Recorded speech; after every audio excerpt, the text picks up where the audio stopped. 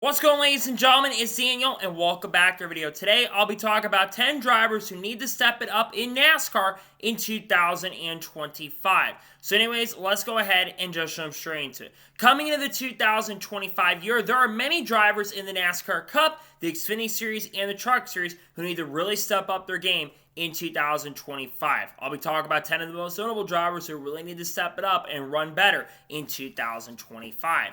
So anyways, let's go ahead and just jump straight into it. The first driver needs to step it up in NASCAR in 2025 is Daniel Suarez. Daniel Suarez only signed a one-year contract extension with Trackhouse in 2024. And by his performance standards in 2024, yes, he did pick up that win, of course, at Atlanta early in the season, but he's probably got more pressure than any other driver going into the 2025 year. One of the big reasons, Connor Zilisch. Connor Zilisch is joining Junior Motorsports, of course, in the NASCAR Xfinity Series in 2025, but he's one of the best young talents we have seen in recent years. And Connor Zilisch, many people do believe, has a really good chance and opportunity to be a full-time Cup driver in 2026 for Trackhouse Racing. You're not going to see Shane Van Gisbergen get let go because SVG is probably going to win multiple races. You're not going to see Ross Chastain get let go, even though I do believe he has a contract year with the team. So Daniel Suarez is a guy that everybody is looking at, and he needs to have a really great season in 2025. He needs to be contending for wins. He needs to score top fives. He needs to score top tens. If he consistently be a top 5 and top 10 driver, I could see there being a real possibility that Connor Zilisch could stay down in the NASCAR Xfinity Series next year. But if Daniel Suarez does not perform very, very well, I think he could lose his seat at the end of the year. Now, I don't think Daniel Suarez will be out of the Cup Series completely. I would think he'd probably go to Kaulig Racing if that would end up being the case. But I don't think Daniel Suarez really has a really great future ahead of him if he doesn't do fantastic. And the thing for Daniel Suarez, he'll be 33 years old at the end of 2025. Well, still relatively young at that point. You're getting into the middle portion of your career. And Daniel Suarez still only has 2 career Cup Series wins up at this point. So we need to see a really good performance increase from in the 2025 season. Otherwise, there's a really good chance he's going to get replaced. And I think that young Connor Zilisch will be the most likely guy who will end up replacing him if Daniel Suarez does, in fact, end up struggling in the 2025 year. The second driver needs to step it up in 2025 is Austin Cindric. Austin Cindric will be in his 4th full-time season in the NASCAR Cup Series in 2025, and I'm going to be real and honest. Austin Cindric has been a little bit underwhelming. Now, granted, he did pick up a victory last year at Worldwide Technology Raceway Gateway. I was at the attendance earlier this year in June, and I got to say it was a pretty impressive win and one of his better performances of 2024. However, over the course of the last couple years, since his rookie year, his performance has generally declined. And I look at him being a guy that could be on the free agent market long term. Yes, I know his father is the president of Team Penske, that being Tim Cindric. But Austin Cindric is a driver that really needs to get a lot better. There are drivers right now going into the 2025 free agency that I think would be more better candidates to get behind the wheel of that seat than Austin Cindric. And he's been generally behind his teammates of Joey Logano and Ryan Blaney over the course of the last few years. For me, Cindric needs to be a playoff contender. He needs to be contending for a playoff spot. He needs to be contending at least for a couple wins. Yes, he's proven himself on super speedways, but I need to see him do more than just being good at road courses and super speedways. And that's the thing, too. He hasn't been a formidable road course winner like we all kind of thought he was going to be when he was in the Xfinity Series going up the Cup. We all thought he'd be a lot better.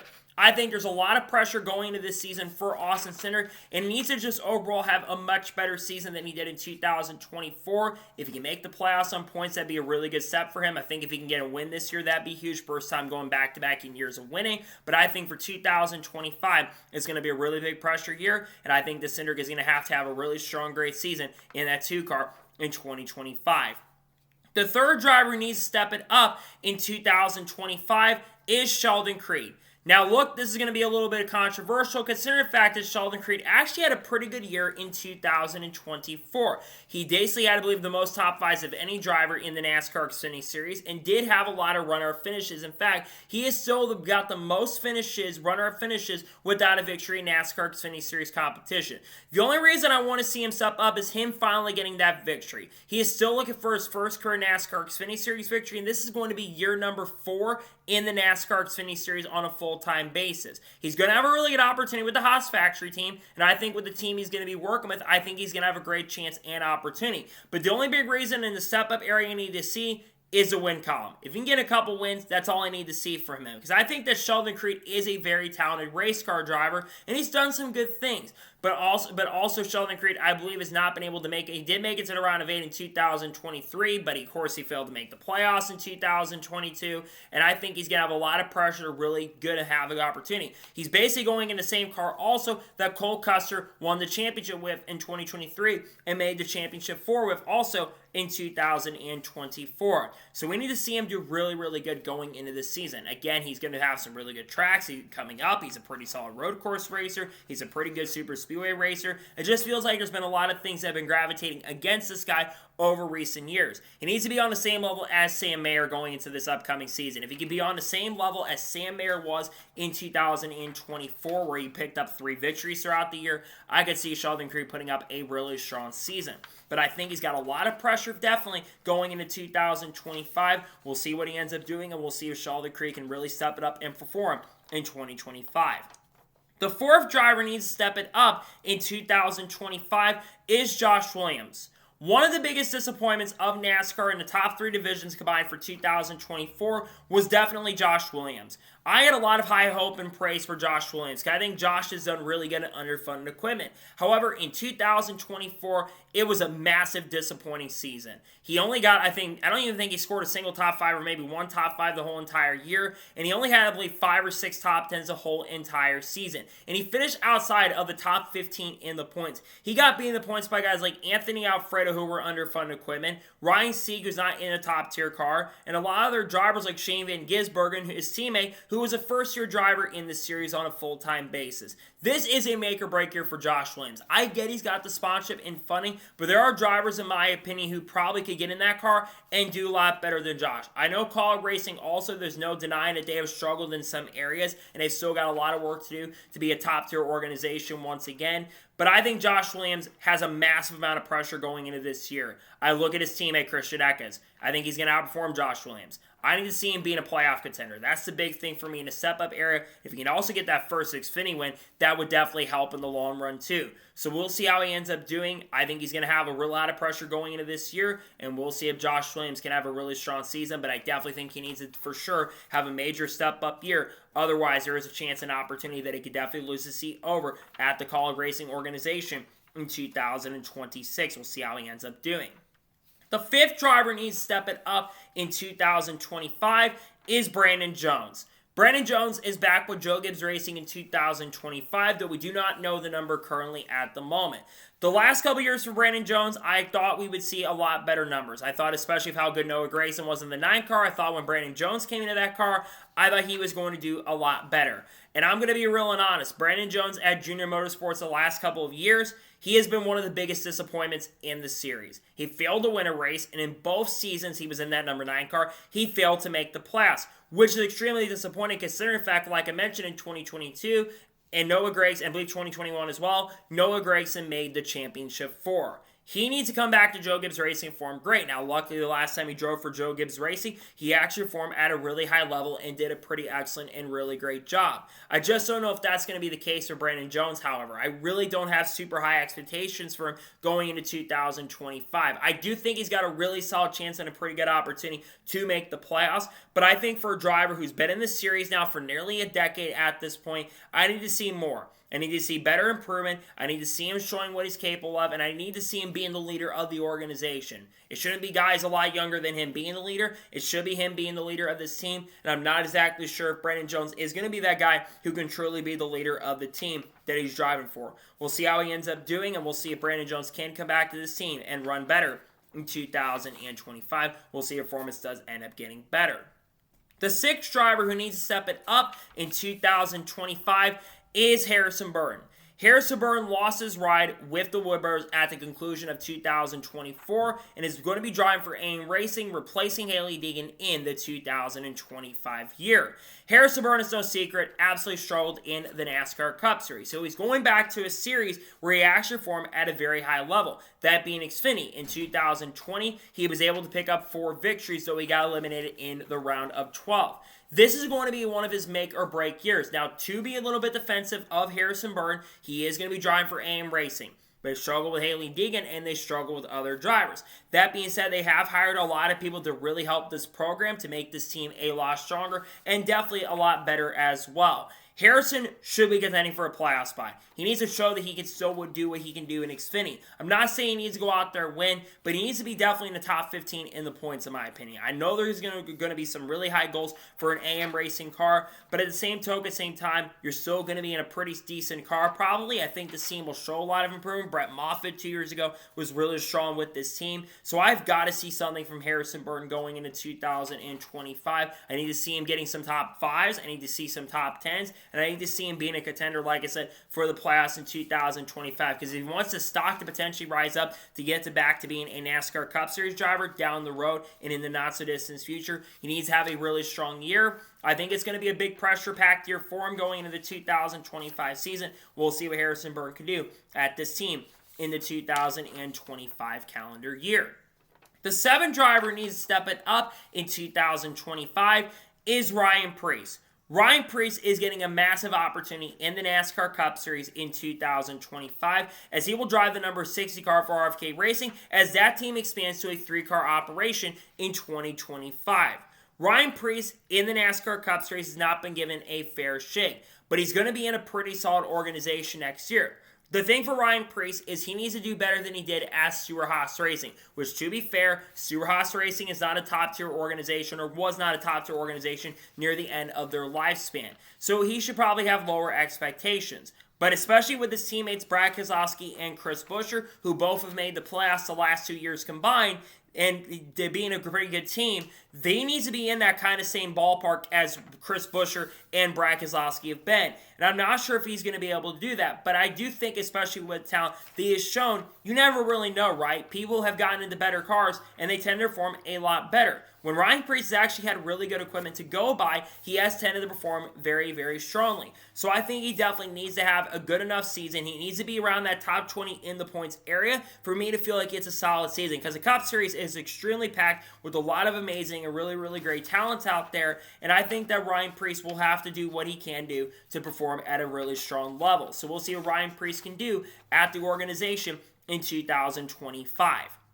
The 8th driver needs to step it up in 2025 is Sammy Smith. Sammy Smith is back with Junior Motorsports for the 2025 season, though we don't know at this point if being the number 8 or the number 9 car for next year. Sammy Smith going into this upcoming season is the weak link. You've got Carson Quaffle driving a 1 car, a guy I really trust on the short tracks. You've got Connor Zilisch in the 88, a guy I expect to be really strong in pretty much every type of track, especially at the road courses. And you've got the defending champion, Justin Allgaier. And then you have Sammy Smith, who has only won 2 races in NASCAR Xfinity Series competition. Now, granted, Sammy Smith is a lot younger of a driver, but he has a lot of pressure going into this season to perform. He is going into this year, and I'm very worried that going into 2025, that he is going to fall behind his teammates in a really, really bad way, and that is extremely concerning to me. I would not be surprised if he ends up missing the playoffs with the caliber of competition, unless, of course, he can either, 1, go to victory lane, which I need to see him win a race or 2 this upcoming season, or number 2, can perform at extreme consistent level. Now, to be fair, he did have some decent stats last year. I think he had 17 top 10s, but he only had 8 top 5s. And you compare that to his teammates, Justin Allgaier, and the other teammates he had, and like Sam Mayer especially, he was behind those guys in those areas. So I really need to see a really strong year for Sammy Smith. Otherwise, I could see him eventually becoming a NASCAR bust. Yes, he's got 2 Xfinity Series wins, so we can't label him that yet. But I think for 2025, he's got a lot of pressure, and he needs to overall have a really strong, great season. We'll see what Sammy Smith can do with the organization of Junior Motorsports in the 2025 year. The 9th driver needs to step it up slightly in 2025 is Bubba Wallace. Now, Bubba Wallace being on here is probably a little bit of a hot take, considering the fact that every single year Bubba Wallace has gotten better as a race car driver. And that is certainly true. In 2024, Bubba Wallace, I believe, had 6 top 5s and 14 top 10 finishes, basically a record for him in his Cup Series career. However, he was behind his teammate Tyler Reddick by quite a bit. Tyler Reddick, of course, won the regular season championship in 2024, while Bubba Wallace ended up missing the playoffs. Granted, Bubba should have been able to make the playoffs and kind of got screwed out of that because of the win-in-you're-in system. I think for Bubba Wallace, he's going to, of course, have a new crew chief this upcoming season, so I think there will be a lot of pressure to perform. I think for Bubba Wallace, he needs to win a race. That's the big thing for me. Is the only thing I want to see from Bubba is him picking up a victory. His last winning cup came in 2022, so I need to see him absolutely just have a very, very strong year and perform at a good level. I need to see him being in almost closer to his teammate Tyler Reddick, though I like Bubba Wallace a lot. I do want to see him being a little bit closer to Tyler Reddick in 2025. Not saying he's be on the same level, but I think for Bubba, a win would be a really good step in the right direction. Leading more laps, some more top fives, maybe close to double-digit top fives, and try to get closer to 16 or 17 top 10s. Therefore, that's a really strong year. I think that's the only thing that Bubba needs to do, and I think then it's a pretty good year for him. And the 10th final driver that needs to step up just slightly in 2025 is Alex Bowman. Now, Alex Bowman had a pretty solid year in 2024. I think he had a really strong year. Now, the only thing I want to see from Alex Bowman is maybe being a little more consistent in a way, but I feel like Alex Bowman's also a driver that has way too much pressure on him. And the reason I need to see him step up is so that we're not having conversations again like we are every single year about him losing his seat. There's always this weird conversation that comes around every single year about Alex Bowman losing his ride. And I don't think he deserves to be losing his seat.